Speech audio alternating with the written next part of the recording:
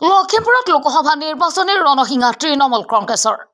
নিৰ্বাচনী ইস্তাহাৰ আৰু নিৰ্বাচনী প্ৰচাৰৰ দুটাকৈ গীত মুকলি তৃণমূল কংগ্ৰেছৰ উদ্বোধনী অনুষ্ঠানত উপস্থিত তৃণমূলৰ জয়গান হাজাৰ হাজাৰ জনতাৰ ৰাইজৰ আশীৰ্বাদ শিৰত লৈ তৃণমূলৰ লখিমপুৰ লোকসভা সমষ্টিৰ প্ৰাৰ্থী ঘনকান্ত চুতীয়াৰ মনোনয়ন দাখিল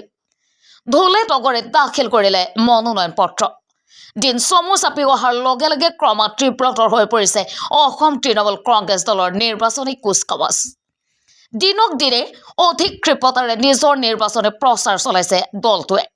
কোকৰাঝাৰ বৰপেটা লখিমপুৰ আৰু শিলচৰ লোকসভা সমষ্টিত গাঁৱে ভুৱে চহৰে নগৰে সকলোতে প্ৰচাৰ চলাইছে প্ৰাৰ্থীসকলে আজি অসম তৃণমূল কংগ্ৰেছৰ সভাপতি ৰিপুন বৰাৰ উপস্থিতিত লখিমপুৰ জিলাত নিৰ্বাচনী ইস্তাহাৰ আৰু নিৰ্বাচন কেন্দ্ৰিক দুটাকৈ গীত মুকলি কৰে দলটোৱে অসম আৰু অসমীয়াৰ জনজীৱনৰ কেইবাটাও গুৰুত্বপূৰ্ণ বিষয় তথা সমস্যাৰ সমাধানৰ প্ৰতিশ্ৰুতিৰে মুকলি কৰে অংগীকাৰ পত্ৰ উল্লেখ্য যে নিৰ্বাচনী ইস্তাহাৰ আৰু নিৰ্বাচনী গীতৰ লগতে আজি লখিমপুৰ লোকসভা সমষ্টিৰ তৃণমূল কংগ্ৰেছৰ প্ৰাৰ্থী ঘনকান্ত চুতীয়াই দাখিল কৰে নিজৰ মনোনয়ন পত্ৰ প্ৰায় সহস্ৰাধিক লোকৰ সমাৱেশেৰে ঢোলে ডগৰে শোভাযাত্ৰা কৰি মনোনয়ন পত্ৰ দাখিল কৰে প্ৰাৰ্থীগৰাকীয়ে